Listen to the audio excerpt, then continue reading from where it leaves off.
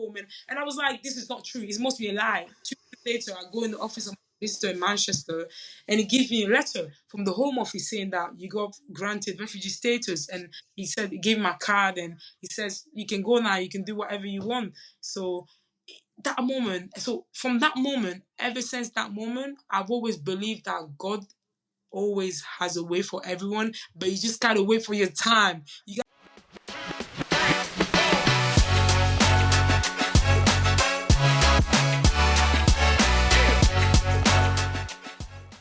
Welcome to Champion This with Brianna, Salvatore, Dueck, and Chelsea Poppens, where we share the incredible stories of athletes and entertainers who are using their platforms to create positive change in the world and the communities they live in. We're so excited because we have Cindy Ngamba on the podcast today. Cindy is a total champion in all the ways.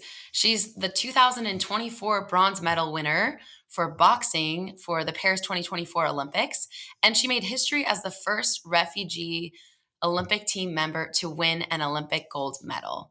She's also had just incredible accolades across the board throughout her career. She's a 3-time English national boxing champ, in addition to being a bronze medal winner. Cindy is from Cameroon, and she moved to the UK at the age of 11, and that's where she first discovered her love of boxing. In addition to being an incredible boxer, she's also a passionate advocate for the 120 million refugees and displaced people across the globe. Welcome to the podcast, Cindy. Thank you for having me. Thank you for having me, Chelsea and Brianna. I appreciate you guys. Yeah, well, so excited to dig more into you and your background. And we always like to start the show off by giving our listeners a bit more about your background, how you got into boxing, and specifically, what was it like growing up in Cameroon? Well, when I was in Cameroon, from what I can remember, because I'm a bit older now, and when you get a bit older and you're trying to like recap how you were when you were little, and then you hear little things of your parents telling you, mom specifically telling me how I was as a child and how she went about with the pregnancy or being pregnant with me. But from my point of view, what I can remember when I was little is I was a naughty child, and I used to hang out with the boys mainly, not. I think I only had like one best friend that was a girl, and that's about it. I didn't have any much friend as girls, but I used to hang out with my brother. I used to follow him around in the neighborhood when he used to go and play with the boys, and even though he didn't like that, I used to just I remember I used to hide on the corner just to look where he would go, and I would just follow him where he would go, and then as he was trying to cut ways on me not following the route. I always ended up like finding my way around, and I'd be like, "Hey, I'm here." It's me. Typical sibling behavior. Hi, then I'm here now. But then I think the more I kept on following him, the more he didn't want me to follow him. The more he just accepted like there's nothing I can do about it. She's always gonna follow me.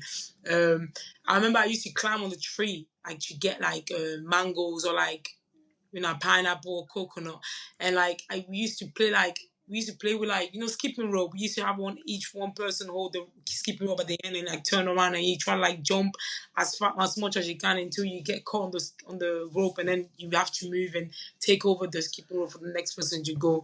Life was good. I was just a child, and I think one thing that I used to, looking back at it when I was little, we used to do, which if I tell people this, they're gonna think it was that's crazy. Like we could have got poison or like that's a bit dirty. But we as kids we used to use like cans like sardine from cans, like just cans, and we used to like create fire with like trees and little wood from the trees, and then we used to like put like rock in between, and we used to put like them cans on it, and we used to go in the river and like catch fish like small fish. Wow. And we used to cook it, and we used to cook oil from the mom's house, like without mom noticing that we took oil from the bottle, and we used to put the can on the fire, and we used to put like oil, and we used to put the fish, and we used to take like all the ingredients from each one of our house without our parents that we took the ingredient, and we used to cook our own food and eat it.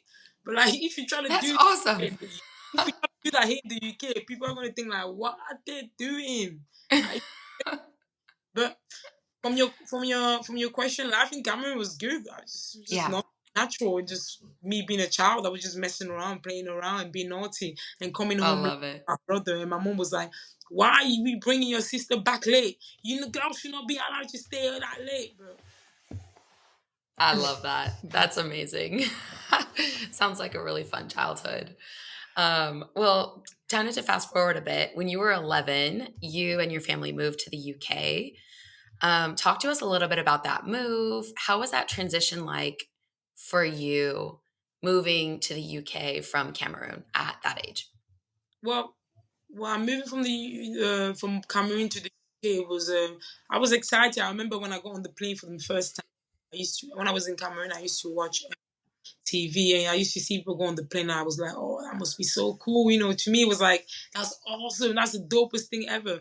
And then for me to actually get on the plane and vomit as the plane took off. Oh no. Oh, okay. So this is what it feels like when the plane goes up. I remember I just vomit like right. Luckily I got given a bag. I got given a bag to vomit inside it by the person that was sat next to me. But it wasn't an experience that I thought it would look like when I used to watch. But, arriving here in the UK, I remember I thought, "Oh my God, it's so cold. Why is it so cold? It's so cold." You know, the breeze just hit you, it smack. Ugh. You feel like A rude you awakening. go back to the building. I want to go back into something that cover me. I'm too cold. But having to adapt into the lifestyle and the people and the just everything in general was it was difficult for me. But having like my mom, having like my dad and my sibling and my mom being in France, having my family, like my close one, was, I think that's what kept me going, and I managed to adapt and ease into the lifestyle in the UK, like smoothly. Um, um, the reason why I mainly came in the UK was because I had my dad and my sibling. Most of my siblings, I have about like 10 siblings here in the UK Wow. that are citizen. So it was for better life, or better future. My mom used to work like 2, 3 jobs back in Cameroon, and I think she felt as it was best for us to kind of come and stay with the family here.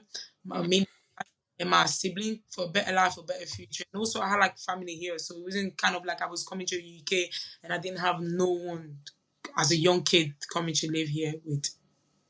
Hmm. Wow. 10 siblings. That's a lot. But I have more. I actually do have more. I have about 25 counting. What? Yeah, I have about 25 counting. I have about 3 stepmoms, so yeah. Okay. Wow, that's fun. I mean, also there's the good side of having a lot of family. It's a blessing, man. Listen, it's a blessing. When I tell people that I have like 25 siblings, like, what? And I'm like, yeah, to you, it might be like, that's crazy. But to me, it's a blessing, I think Mhm. everything. Family has always been everything to me, and will always be everything for me, because family are by your side through thick and thin. So, yeah. Hmm. Yeah. So you moved to the UK, and how did you get introduced to boxing once you got there? And what drew you to the sport? Well, the first time I got introduced into boxing was when I was 15 years old, and I would have originally lived in the UK for 4 years. Never heard of boxing back in Cameroon, and even before them 4 years, I never knew about boxing. I think the only sport that I knew about was football. I Mm. joined a youth club in Bolton, my town, that I still live in, and ever since I moved in the UK, 11 years old, I've always lived in Bolton. I joined the youth club where they have like different type of activity in that youth club, and they have like different type of sport to join in for kid, keep kid out of the street and give them something to do after school, and just keep them busy and entertained, and also like guide them to the right career wise when they do get older, when they hit that teenager year, and they don't know what to do with themselves. And joined the female football team, and I just got bored a bit with the female I got bored with the training and just football in general, and I wanted something new, something different. And I think after the training, one day after the training in the female football team, I saw loads of boys come out of a room. They was sweating and there was like flame coming out of the back. And I thought, whoa, what type of training have they just done? Yeah. Have they just come, don't you just come out of the room? The t-shirt was all wet and there was flame coming out of the back. And I remember entering the room that they came out of, and I opened the door and there was loads of boys, just boys in the room, punching, sparring, and punching bags and doing exercise, skipping, shadow boxing, And I thought, what is this? This is different. I've never seen this my entire life. But I remember I thought, this is very, very interesting. I want to try it out and see how it goes, really. And I remember walking toward the coach, my coach, who is still on my side, but he's retired now, called Dave Langon. And I asked him what time and what day the session run. And he told me the time and the day. And I came back the next day and I took part into the session. But me thinking that I'm going to be hitting the bag and the pad, he gave me a skipping rope and told me, do 10 press up, 10 sit up, 10 squat, and 3 minutes skipping. And that's what I did for the whole 1.5 years. Just Wow. Wax on, wax off. A little meat.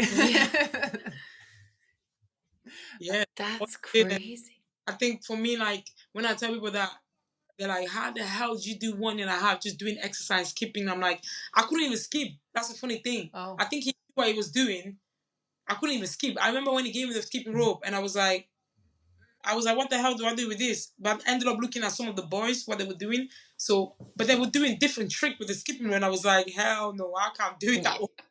Yeah, So yeah. I just started with jumping, jumping on my 2 toe, jump. And then they have like a clock that goes from 0 to 3 minutes. And after the 3 minutes, you do the skipping, you go straight into it. 1 minute. In 1 minute, you have to do 10 press up, 10 sit up, 10 as fast as you can. And then straight away, you go back into skipping. And I remember I thought, this is hard. Yeah. I mean, like, I'm such a resilient child and I'm such a hard worker and I'm such a, like, I would never I'm never beaten down. I've always been, even though I was always shy, I've always been the type of child, like, if you challenge me to something, I will always give my all and try my best. And even if I succeed in it, at least I know that deep down I gave my all and I try my best. And I remember just coming in every time and he would give me a skipping rope. He would tell me, go and get a skipping rope. And I would just do it. 1.5 hours, leave after. I would sweat. But the funny thing is, I would leave in the session sweating like a pig. Yeah. It's so wet. And I would go have a shower, cleaned up, go back home, come back again the next day. And I think he was just trying to see whether I would keep on coming. And if I was like, because I think a lot of kids in that youth club will come in the session, try out, they think, oh, they're going to be punching and they're told to go and do exercise, etc. They won't come in the next day. But me, I kept on coming. Let's go. When did you first get into the ring then? So it was a 1.5 years later. And what was that first kind of time putting on the gloves? And yeah. Actually, no, that wasn't even after a 1.5 years. I did it. And then me thinking he's going to make me put gloves on. I did like 1 year or maybe like needed up to 1 year of just shadow boxing. So what I would do, he put me in a mirror and I would look at myself in the mirror and it would teach me how to get in my boxing stand, keeping my hands up and just teach me how to move forward and backward and sideways. And then what type of punches, like jab, 1-2, backhand, or like bench shot, he would teach me just like the variation of just like the basic of boxing really, so that I have that foundation of like how to move. My coach has always been the type of person where he would just teach the most basic and foundation and he would just keep on drilling into you, even though it's the most boring thing boxer would think about, but the more you do it, the more it becomes like muscle memory. And I did that for like into 2000 from joining boxing to like 2000 when I was 15 years old, and I think I had my first bout when I was just about to turn 18. I was in college at that time, and I remember getting in the ring, my first bout, and I thought, when I started boxing, I used to watch Mike Tyson and Muhammad. I used to think, oh my God, they're so cool. These people, they go, they're the legend. And I was more fond of Mike Tyson because he didn't give a damn. He used to walk through his opponent and just knock them out. And I used to think, that's what I do. I'm just gonna walk to my opponent and just knock them out. And before I had my first bout, after 2.5 years of just doing the most basic thing, he decided that I would start sparring. So he put me in the ring with a boy that was like 6'2", 6'4", giant, tall. Wow. He's like, okay. How tall are you, Cindy? I'm like 5'7.5". Okay, so you're like. So I knew there was no way I could knock out this guy.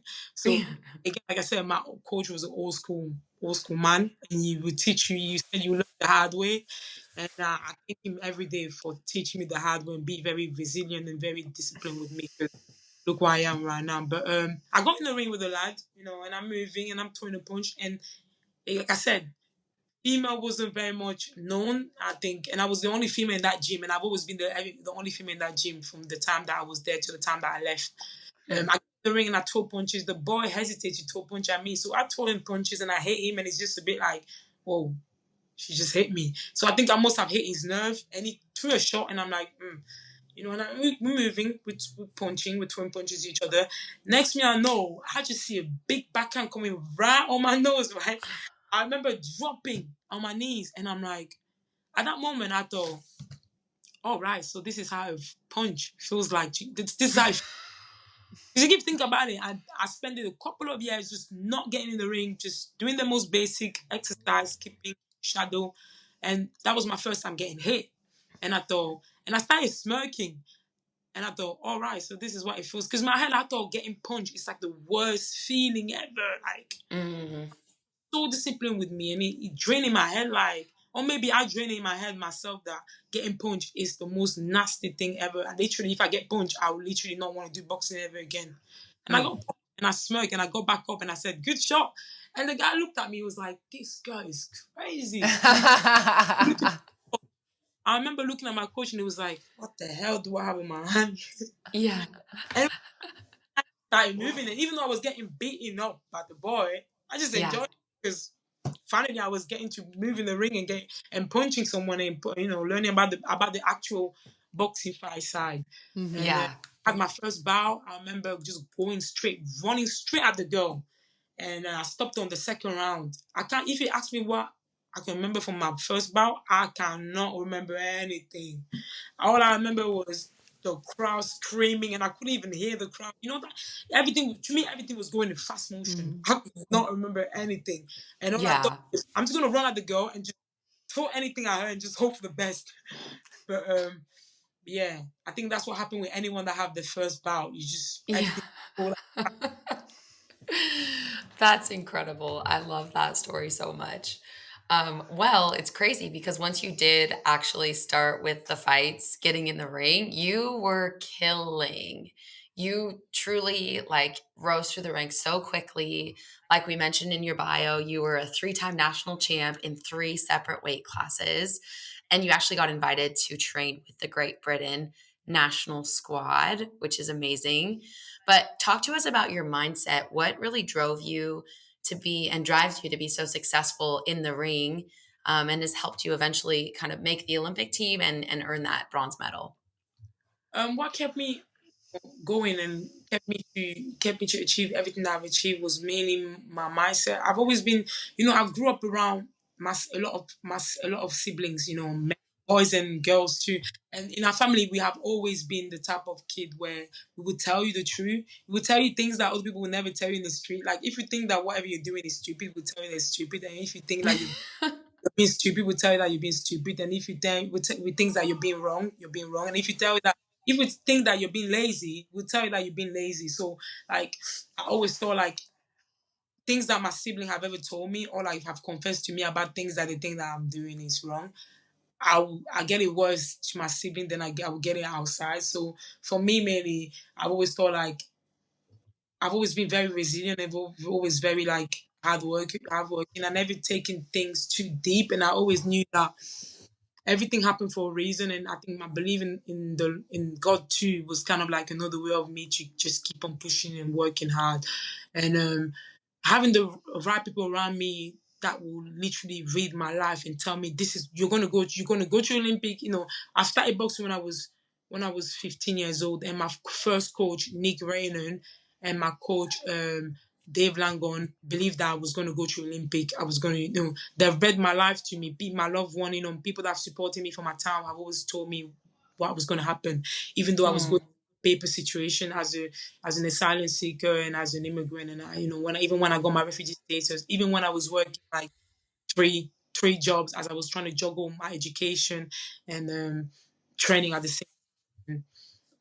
I just always believed that there was going to be a light at the end of the tunnel. And like I said before in the beginning, I've always been hardworking, and I felt like nothing will ever be as hard as my situation was at that moment. There will be easy time and easy moment coming through.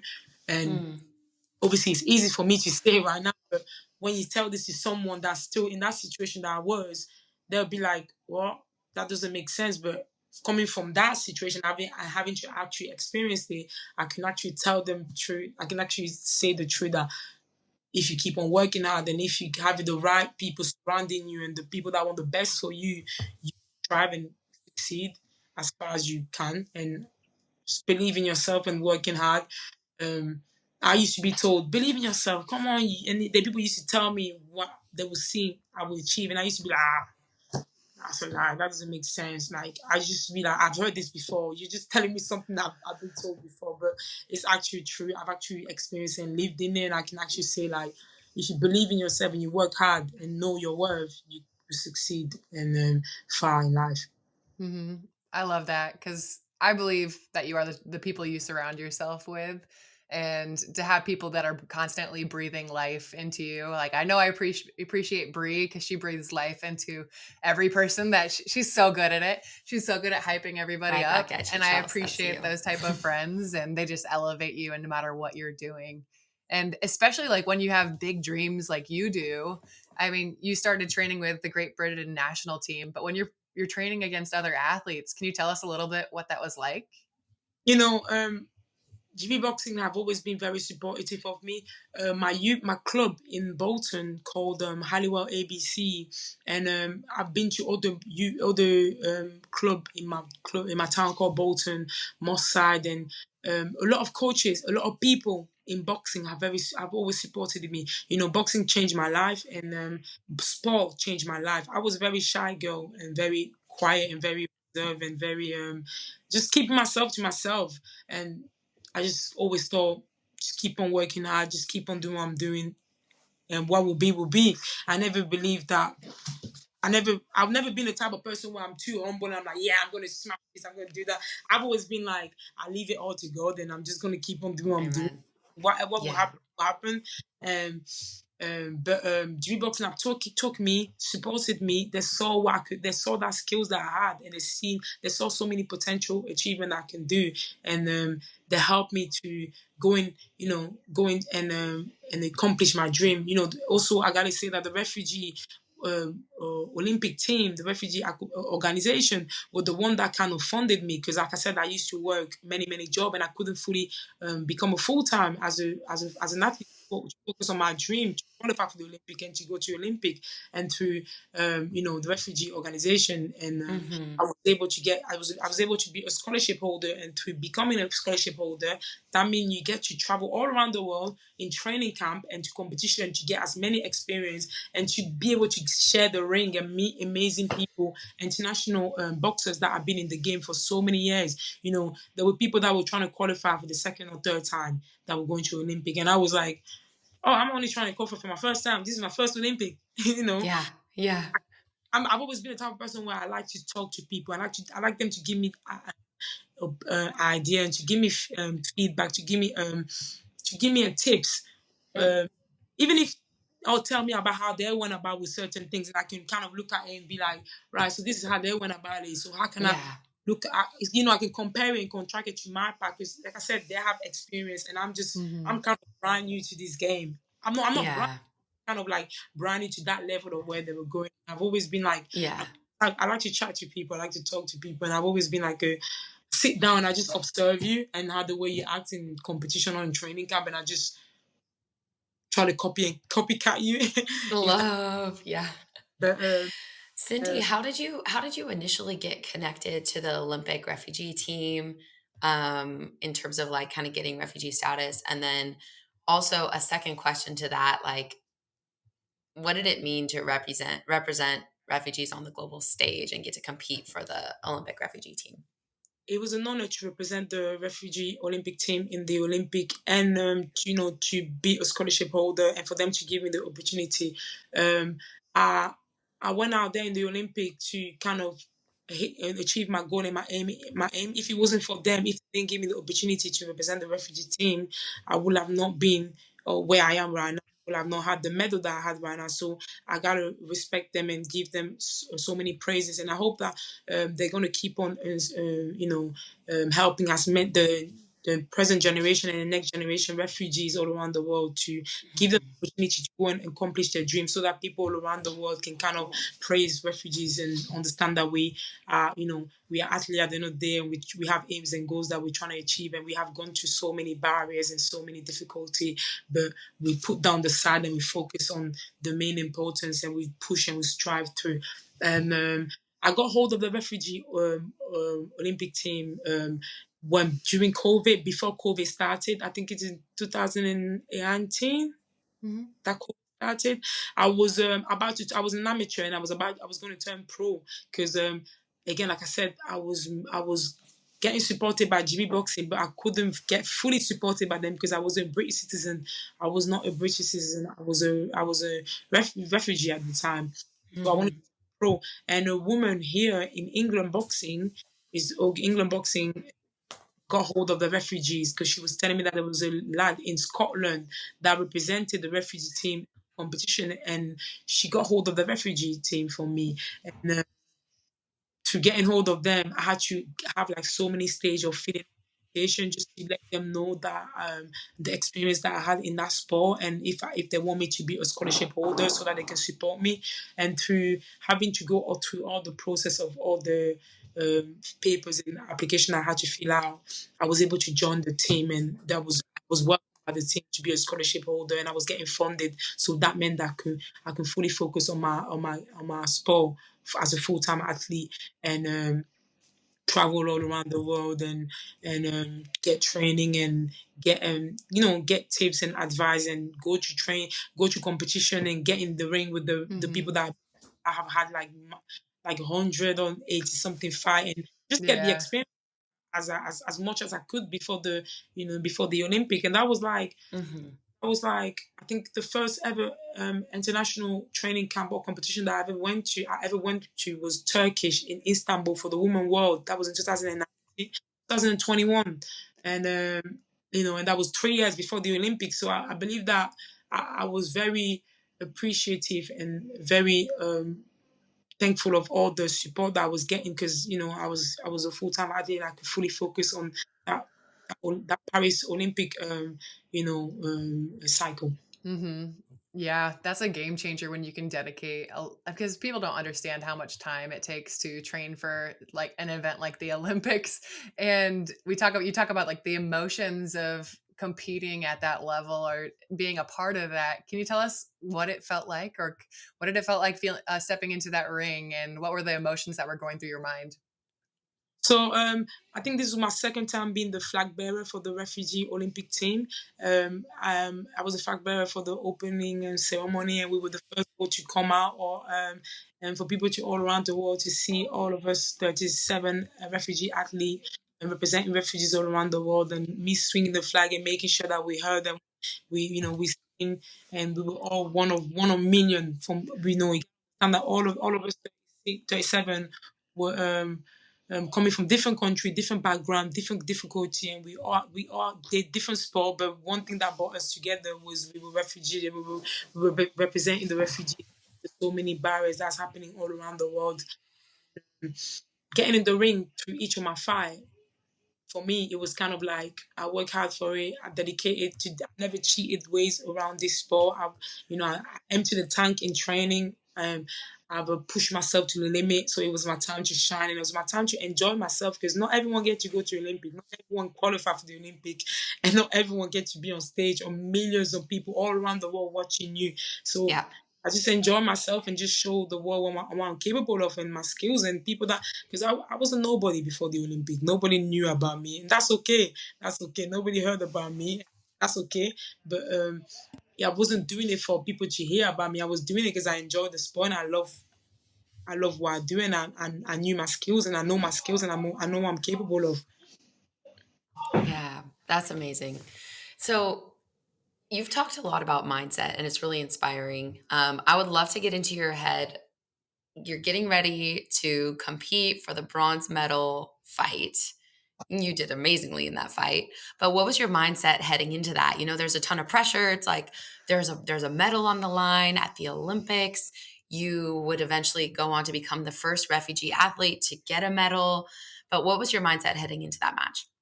So my second bout against the French boxer, she was representing France. Obviously, I was in the In France. going to get loads of support, and I was going to get loads of boo. So my team, coaches and my team prepared me for that. And I think me as myself, I kind of understood what it feels like. Because like I said, I've had loads of championship and loads of competition where I've had loads of people come in and compete me here in the UK. So having that understanding of like I get loads of support and my other opponent get low boost, so I can kind of put myself in a situation and having to block that.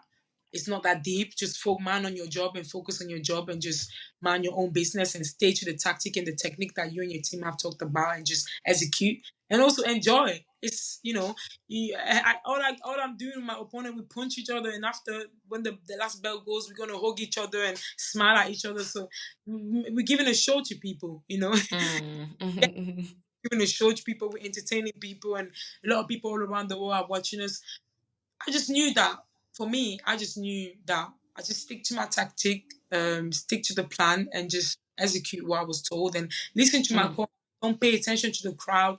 You know, I've always told people this. Every time when I get in the ring, I can hear the crowd, but once that bell go, I can't hear the crowd. The only people I can hear is my coaches, because mm, I spend day in day out with these people in training, and I always listen to their voice. So when I get in the ring, I don't really pay attention to the crowd. I just pay attention to each round. They tell me what to do, and also my own conscious. I become my own coach when I'm in that ring. If I get hit with a shot, I just know that I gotta be careful next time not to get caught with a stupid shot. And it's just about having understanding each round if you have to step it up or just stay in the middle.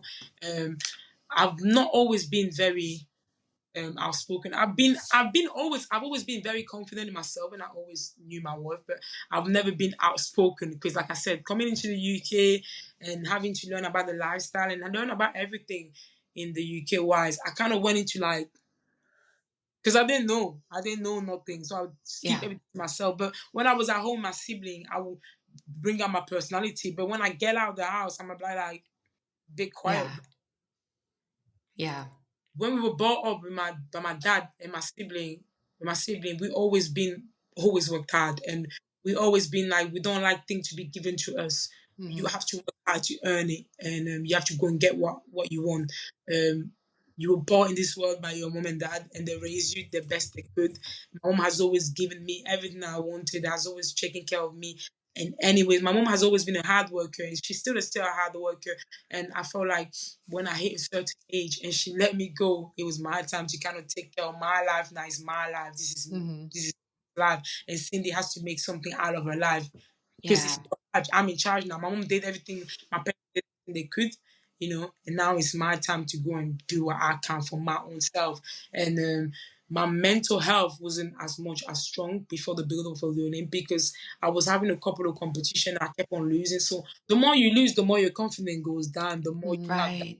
yourself. And also it's to do with having the right people, like I said, having the right people by your side that still have that belief in you and still have that understanding that no matter what, you will achieve. Just keep at it. Keep Yeah. on Yeah. So was keep it on. was it kind of surreal standing on the podium receiving that medal, or was it kind of just like I deserve this? Like, It was unreal. I think it hit me was unreal when I won my first bout because the girl that I fought against, the Canadian girl, she was the one that was guaranteed. People guaranteed she was going to win a gold at the Olympic. She was going to win gold medal, and she was number 1 in the world. And someone like Cindy Ngamba, the refugees, came out of nowhere and ended up beating her. That was the one I was thought like, and you wow. have your 20 siblings just going crazy. My whole family, and my mom lives in France, and I have siblings, and I have my auntie and uncle. They're all going crazy. And the thing is, I didn't even tell some of my family that I was going to Olympic. And they switched the TV on. That's But like, hilarious.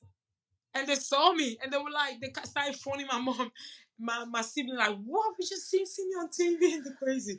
Because That's amazing. I've always been very quiet about boxing. Really, I Yeah. don't really like my sibling to come and watch me. I think the only time when my sibling actually came to watch me was the Olympic, actually.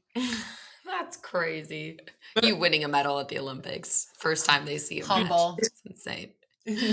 but like you said from your question, getting on the podium during the medal ceremony, unreal. I had so many support from the crowd, and and to just be able to see that the refugee flag was with other countries like Panama, Canada, Panama, Australia, and you have China, and you have what other country was it? Yeah, so you have Canada, Panama, China, Australia, and the refugee flag was there for the first time. This was the Wow. third cycle that the refugee has ever participated in the Olympic. Mhm. They participated in the 2016 Olympic, Rio. They participated in 2020 Tokyo, and this was the third Olympic for the refugee team, and this was the first time that a refugee athlete has ever won a medal. So I knew kind of like this is crazy, but Yeah. the support and the praises that I got from the refugee staff members and the refugee athlete, even though some of them came to compete for themselves, and they were all supporting me, and we were supporting each other, And one thing I gotta say is all the refugee athletes were like, "You're gonna win a medal, you're gonna win a medal" before we enter the village. And I was like, guys, don't put too much trust on me. Right. You actually put the Don't trust on jinx you. it. You're gonna win. But, as I was saying, I got so much support from the refugee athlete, even though I was like, guys, don't put too much pressure on me. I should be rooting for you guys. You guys gonna win a medal. They were like, no, we believe in you, Cindy. You're gonna win a medal. But it was an amazing feeling. My time in the Olympic and winning a medal for the refugee team and showing people all around the world that refugees are here to stay. Refugees are not going anywhere.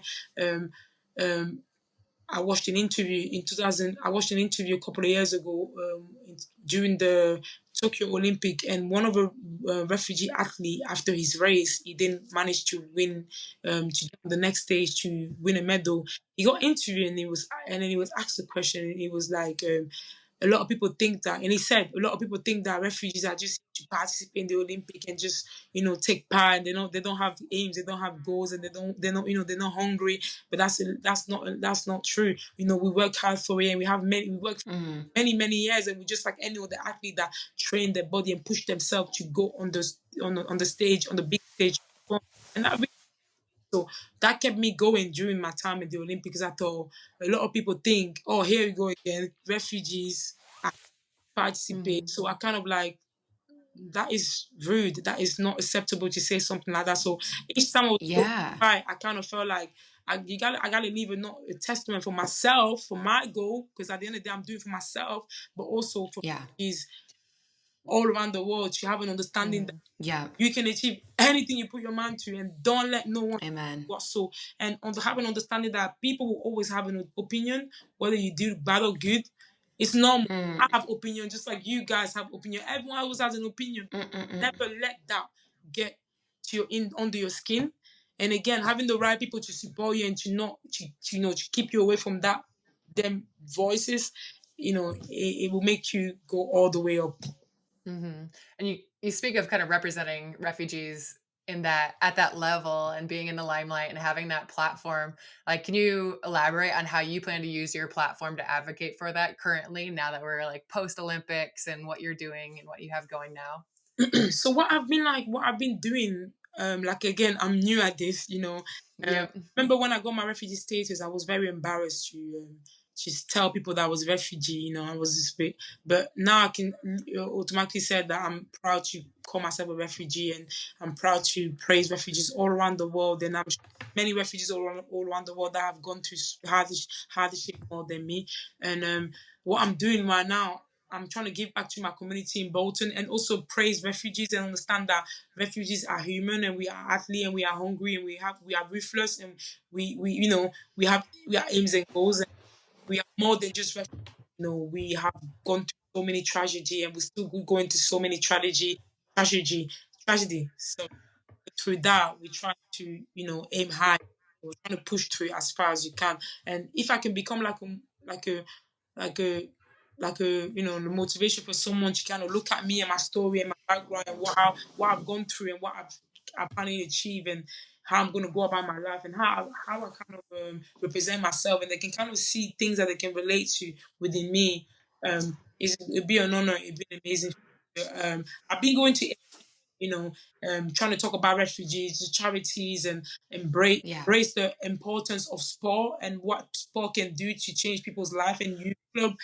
Um, how mental health should be looked at into when it comes to athlete. Because at the end of the day, you gotta Hmm. that all athlete, all refugee athlete, mental health. Mental health is very important. We are human, and we have sometimes we can be a bit too much in our head, and to go on a big platform and perform, give a performance to audience, that itself can be something that is a bit hard sometimes to handle. And Yeah. I've been going in my town. I've been going to many, many schools and speak to little kids, and and tell them that, listen. I was just like you. I was just a little kid, and I was shy, and I was not confident, And I Yeah. started in a youth club, and through finding boxing as a sport that I was interested in, and I ended up loving, and it changed my life. It got me confident. It made me embrace my skills, embrace my personality, stand up for myself, and learn a lot about life through boxing. Mm, And I've kind of created families for myself and people that care and love me. And I learned a yeah. lot, and I have so many opportunities coming my way. So I'm trying to give as much as I can for my best ability. But I'm sure that Yeah. many, many things coming next year too that I can participate in and go attend. And I've been doing a lot of like speaking event where I talk my story, and hopefully some people can relate and relate to, and and it can help them. Yeah, absolutely. Well, I think you inspire all of our listeners, and really anyone can be inspired by your story. You're resilient.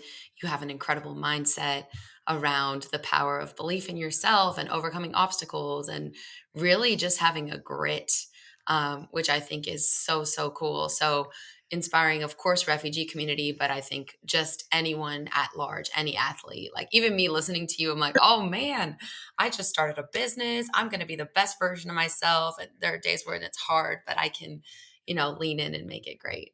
So I love that. And Cindy, Oh, talking oh, go to ahead. you, sorry, talking to you girls too. You gotta understand that me as a person, when people tell me, oh, when I finish, I feel motivated, I feel uplifted. But you gotta understand that I feel the same way too, because we never met before. I don't know you guys, but from your energy, speaking to you guys, I can get like a positive and high energy. From leaving this call, I can definitely say that I feel motivated, and I feel kind of at peace, and kind of Hmm. just feel good in myself. So it's like it works both ways. Yeah, I only love that. all the good, all the flowers. I love it. So cool.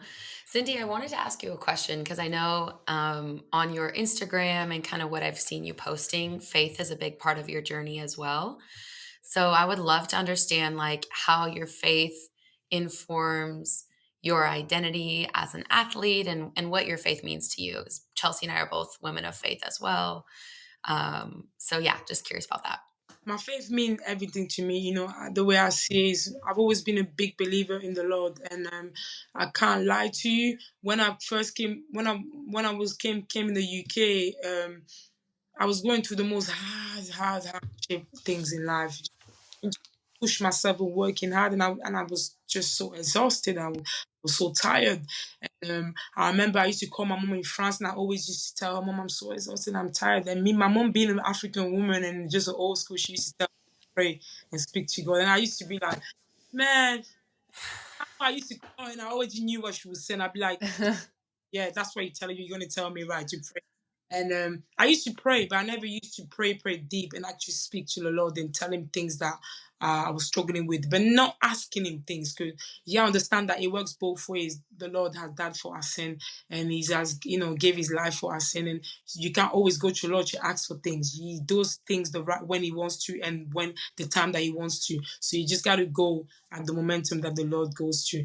And I remember one time my mom came here in England for holidays from France, and we were spending time with my mom. And at night time, my mom we were about to go to bed. My mom was like, "Okay, we're gonna start praying." She said, "Let's go on our knees on the side of the bed." So I went on the other side. She went on the other side. She called my brother to come in the middle of the bed on the side, and we got on our knees and she started praying. And she started praying, and after, at the end, she was like, okay, now you guys speak to God, and I'm going to speak to God, but don't say it out loud, speak to him, and tell him about what you're struggling with, and speak to him and tell him everything.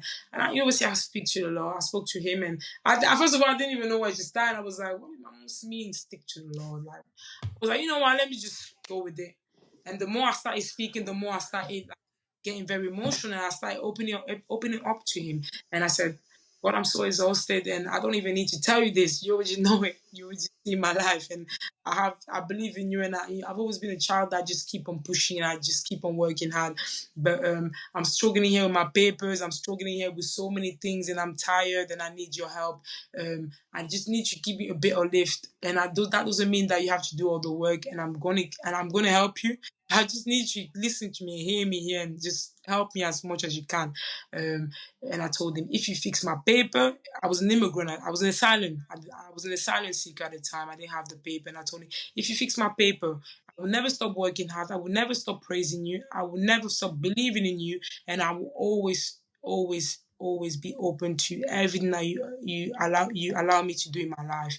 And we ended the prayer. A couple of months later, boom, I got my refugee status. And Wow.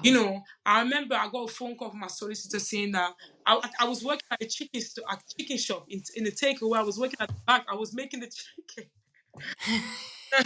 My brother calls me, and I was like, "Why are you calling me? I'm at work." I was getting paid low. I was getting paid like £4. I don't know how much that is in America. I was getting paid £4 an hour, £3 an hour. That must have been like $3 or $4 an hour. I was paid. Yeah. And I was like, why are you calling me? He's like, the solicitor just called me and he said that you got your refugee status. I literally froze. I froze. Wow. What? And it was like, yeah, he said in 2 days we should come and collect your papers. You got given refugee status. That means you're allowed to stay in the UK, you're allowed to work, you're allowed to go to university, you're allowed to, you're basically like a British citizen. But a British citizen, I was like, I remember thinking, I was full frozen, I would gasp, I was shocked. And I remember straight thinking of, wow, I can't believe the Lord just answered my prayers. Wow. And every time I talk about this, I'm always like, so I get goosebumps because I'm like, God, guys, I've actually experienced it. I spoke to the man and he fixed it for me. Boom, just like that. That is. Yes. And I remember, like, obviously I was like, I'm going to leave my job. I'm going to leave this job. But I stayed. I did all my shift and I went back home. And I was like, this is not true. It must be a lie. 2 days later, I go in the office of my visitor in Manchester and he gives me a letter from the Home Office saying that you got granted refugee status. And he gave me my card and he says, you can go now. You can do whatever you want. So from that moment, ever since that moment, I've always believed that God always has a way for everyone, but you just gotta wait for your time. You gotta be very have faith in him.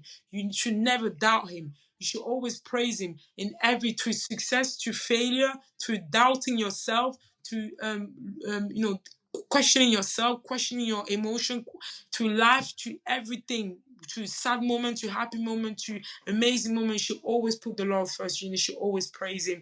And everything I do, I always make sure I praise the Lord, because if it wasn't for him, I would have not been here. Yeah, I understand that if I didn't have my paper, I would have not met the refugee team. I would have not been seen by the GB boxing. I would have not been able to go to qualify for the Olympic. I would have not been able to be a full-time athlete. I would have not been able to speak on my story. I would have not been able to win a medal. I would have not been able to win a medal for the refugee the first time, made history. I would have not been able to be with you guys now. So every time when I talk about anything, I always praise the Lord, and I understand that God gives life and he takes life. He gives you happiness and he takes it. So you always have to praise him to anything that you do, anything. So the way I see it is the Lord owns my life. He owns me. I don't own myself.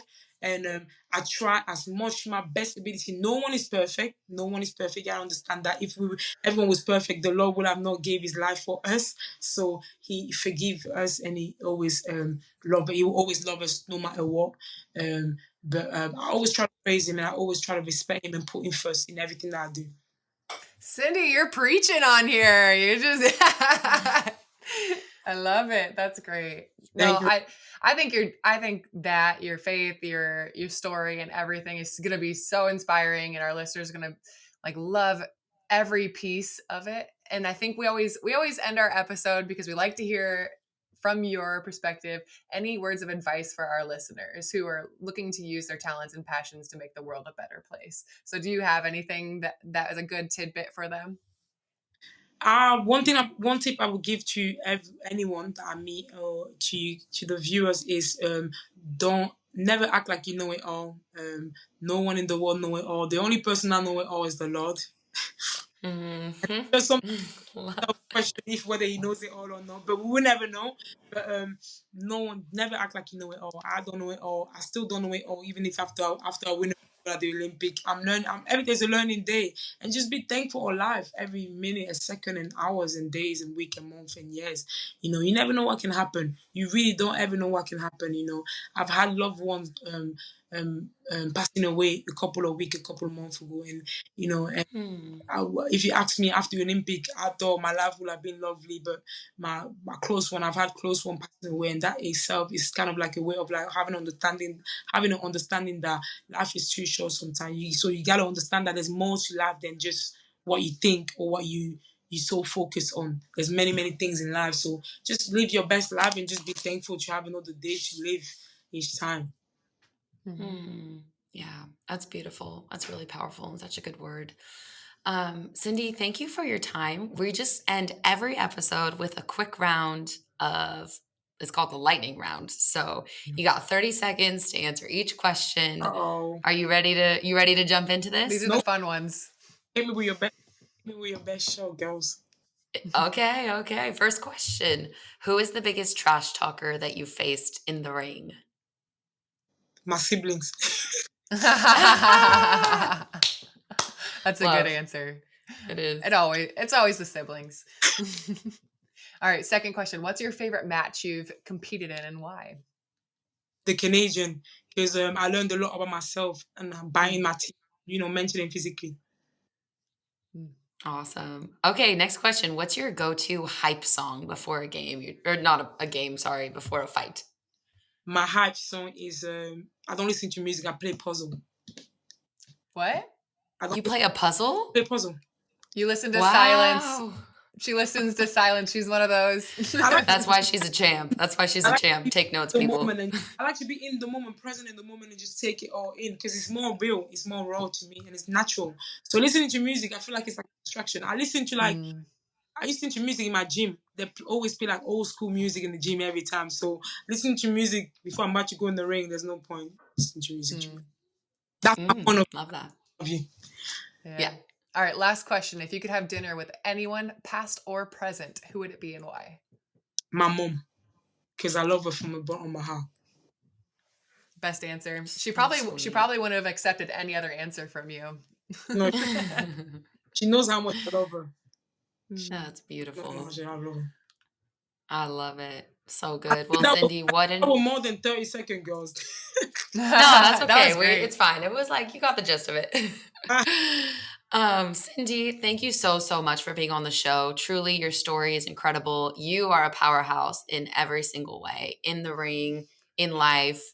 Excited to get you out to California, hopefully sometime soon. We'll kick it out here, or I'll have to come out to the UK. Chelsea and I can make a little trip over there. But for our listeners, we're going to link Cindy's social media handles to the show notes so you can follow along with her journey. And yeah, thank you again for being on the show. Thank you very much for having me, Chelsea and Brianna. Take care.